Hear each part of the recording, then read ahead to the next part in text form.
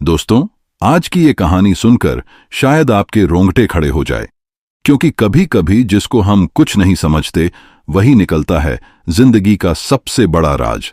तो अगर आपको ऐसी सच्ची और दिल को छू जाने वाली कहानियां पसंद हैं तो चैनल को सब्सक्राइब जरूर करें, क्योंकि ऐसी कहानियां हम हर हफ्ते लेकर आते हैं। कहानी शुरू होती है। लखनऊ की ठंडी हवा थी। फुटपाथ पर एक झुका सा भिखारियां अपनी टूटी कटोरी थामे बैठा था। गोपाल। उसका चेहरा झुर्रियों से भरा, आंखें थकी और खाली। हर दिन वही जगह, वही लोग, वही निगाहें, और उन्हीं निगाहों में वो अपमान जो सालों से उसकी रूह को खा रहा था। लोग उसे सिर्फ भिखारी कहते थे, मगर उसके भीतर छिपा था कुछ ऐसा जो किसी ने नहीं देखा था। इसी सड़क से गुजर रही थी मीरा, एक युवा पत्रकार जो आम लोगों के बीच छिपी असली कहानियां ढूंढती थी। वो गोपाल के पास रुकी। बाबा, रोज यहीं बैठते हैं आप? गोपाल ने धीमे स्वर में कहा। कहां जाऊं बिटिया, यही जगह अब घर बन गई। मीरा ने उसकी आंखों में कुछ ऐसा देखा जो दिल को छू गया।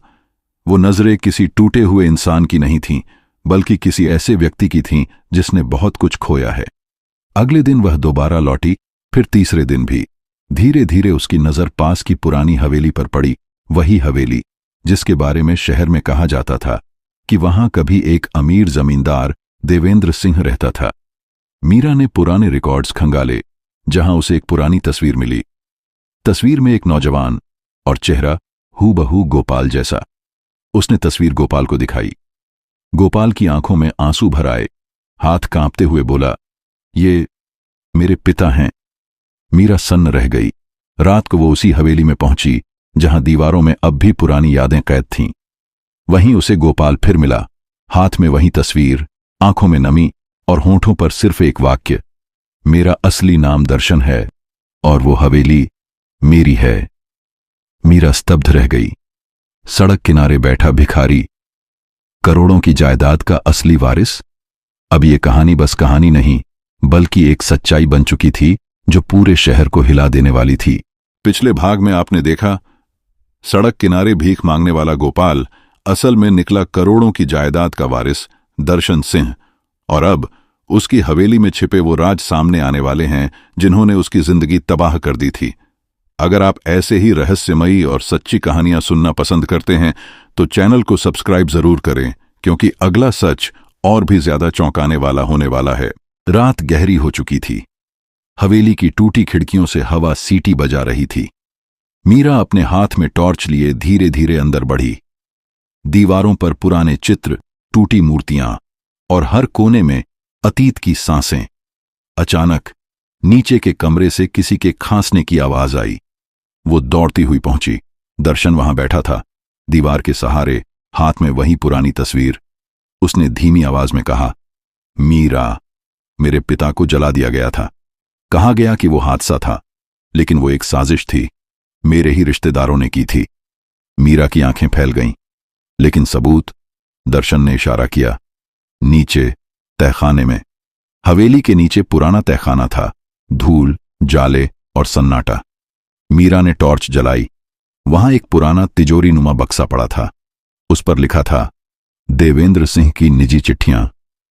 जब बक्सा खोला गया तो धूल के साथ साथ रहस्यों का अंधेरा भी निकल आया।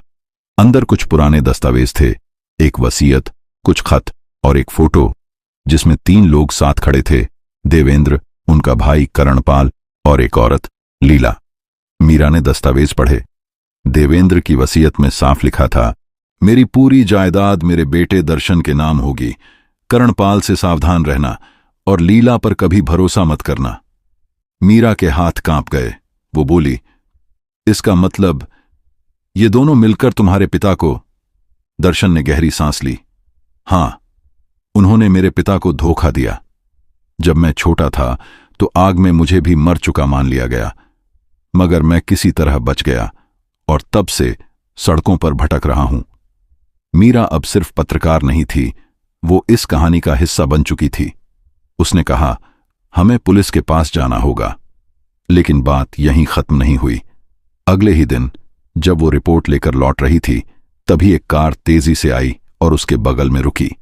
अंदर से किसी ने कहा, वो फाइल हमें दे दो, वरना अगला हादसा तुम्हारे साथ होगा। मीरा समझ गई, कोई उसे नजर रख रहा है। उसने चुपचाप सबूतों की कॉपी बनाई और पुलिस को मेल कर दी, पर असली दस्तावेज उसने अपने पास रखे, क्योंकि उसे शक था कि इस खेल में पुलिस का कोई आदमी भी शामिल है। शहर में हलचल मच गई। लीला और करणपाल के खिलाफ पुरानी अफवाहें फिर से ताजा होने लगीं, मगर असली सबूत अब भी मीरा के पास थे। उधर दर्शन का हाल बिगड़ने लगा। उसे कुछ गुंडों ने हमला कर दिया, शायद लीला के इशारे पर। मीरा ने उसे अस्पताल पहुंचाया, जहां डॉक्टरों ने कहा अगर एक रात और देर हो जाती तो जिंदगी खत्म हो जाती। उस रात मीरा ने अस्पताल की कुर्सी पर बैठे बैठे कसम खाई, मैं ये सच्चाई सबके सामने लाऊंगी। और उसी वक्त एक पुलिस इंस्पेक्टर आया। मैडम, आपको लीला जी मिलना चाहती हैं। मीरा चौंकी, वो तो फरार है ना? इंस्पेक्टर मुस्कुराया, अब नहीं, वो खुद मिलने आई हैं। मीरा के सामने लीला बैठी थी, चेहरे पर उम्र की लकीरें, पर आंखों में अब भी वही नफरत की चमक। उसने धीमे स्वर में कहा, मैंने जो किया बदले में किया। देवेंद्र ने मुझे ठुकराया था, इसलिए मैंने उसे जला दिया। और हां, करणपाल मेरा साथी था। कमरे में सन्नाटा छा गया। मीरा के हाथों में सच्चाई थी और लीला के चेहरे पर अपराध का साया। अब ये कहानी सिर्फ हवेली की नहीं रही, ये थी लालच, धोखे और अधूरे प्यार की वो दास्तान जिसने एक पिता की विरासत को राख में बदल दिया।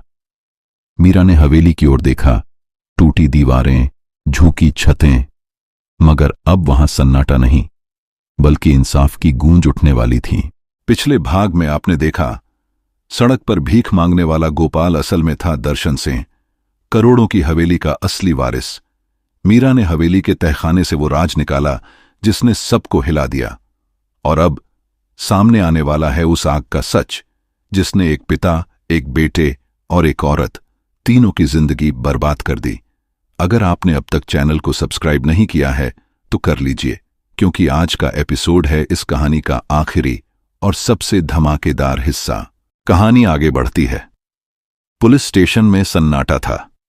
मीरा और लीला आमने सामने बैठी थीं। कमरे की दीवारों पर पुरानी फाइलें, घड़ी की टिक टिक, और उस सन्नाटे में अपराध की गंध तैर रही थी। मीरा ने कहा, तुम्हें पता था एक बच्चे को अनाथ बनाकर तुम चैन से नहीं जी पाओगी। लीला की आंखों में आंसू थे। चैन? बिटिया, चैन तो मुझे उस दिन ही छोड़ गया था जिस दिन देवेंद्र ने कहा था कि मैं उनके लायक नहीं। मीरा ने शांत स्वर में पूछा, करणपाल कहाँ है? लीला बोली, वो अब भी हवेली में है, छिपा हुआ। ये सुनते ही पुलिस टीम रवाना हुई। मीरा भी उनके साथ थी। रात का समय, हवा में अंधेरा और डर घुला हुआ था। हवेली के अंदर कदमों की आवाज गूंज रही थी। अचानक पीछे से आवाज आई, रुको वहीं। करणपाल हाथ में रिवॉल्वर लिए खड़ा था। उसकी आंखों में नफरत और डर दोनों झलक रहे थे। मीरा, ये सब तूने बर्बाद किया। वो हवेली मेरी होनी चाहिए थी, मेरे बच्चों की। मीरा ने दृढ़ आवाज में कहा, झूठ पर खड़ी हवेली टिकती नहीं करणपाल। तेरे गुनाहों की जड़ में लालच था और वहीं तुझे मिटा देगा। करणपाल ने ट्रिगर दबाने ही वाला था कि पीछे से आवाज आई, करण चाचा, बंदूक नीचे रखो। सबने मुड़कर देखा। दरवाजे पर दर्शन खड़ा था, पट्टी बंधी हुई, पर नजरों में अब डर नहीं, आग थी। मेरे पिता की मौत का बदला मैं नहीं लूंगा, इंसाफ लेगा कानून। करणपाल हंस पड़ा। कानून? कानून तो पैसे पर चलता है दर्शन। इतना कहते ही उसने फायर किया, पर गोली दीवार से टकराई, क्योंकि मीरा ने दर्शन को धक्का दे दिया था। पुलिस ने मौके पर करणपाल को गिरा दिया। रिवॉल्वर जमीन पर गिर चुकी थी। लीला को भी गिरफ्तार कर लिया गया और हवेली में दशकों से छिपा सच आखिरकार सामने आ गया। कुछ दिन बाद अखबार की हेडलाइन थी, भिखारी नहीं, करोड़पति निकला असली वारिस, हवेली हत्याकांड का खुलासा। मीरा ने वो अखबार दर्शन के हाथ में दिया। दर्शन की आंखों में आंसू थे, पर इस बार वो दर्द के नहीं, सुकून के थे। मीरा, मैं सोच भी नहीं सकता था कि कोई मेरे लिए इतना करेगा। मीरा मुस्कुराई। मैंने नहीं दर्शन, इंसाफ ने किया है। धीरे धीरे हवेली की दीवारों की मरम्मत शुरू हुई। धूल और जाले हटने लगे और एक बार फिर वो हवेली जिंदगी की सांस लेने लगी। दर्शन ने अपनी जायदाद का बड़ा हिस्सा अनाथ बच्चों के स्कूल को दान कर दिया। कहा, जहां मैंने भीख मांगी थी वहीं अब बच्चों को किताबें मिलेंगी। मीरा ने रिपोर्टिंग खत्म की, कैमरा बंद किया और आसमान की ओर देखा। वो हवेली अब उसके लिए सिर्फ एक खबर नहीं थी, वो एक सबक थी कि सच चाहे जितना दबा दो, एक दिन वो जरूर सामने आता है। तो दोस्तों, कैसी लगी आपको ये कहानी सड़क पर छुपा सच? कभी कभी जिंदगी हमें वहीं लौटाती है जहां से हम सबसे ज्यादा भागते हैं। अगर आपको ये कहानी दिल को छू गई हो तो वीडियो को लाइक करें, अपने दोस्तों के साथ शेयर करें और चैनल को सब्सक्राइब जरूर करें, क्योंकि ऐसी सच्ची, रहस्यमयी और दिल छू लेने वाली कहानियां हम हर हफ्ते लेकर आते हैं। मिलते हैं अगले एपिसोड में एक नई कहानी, एक नए सच के साथ।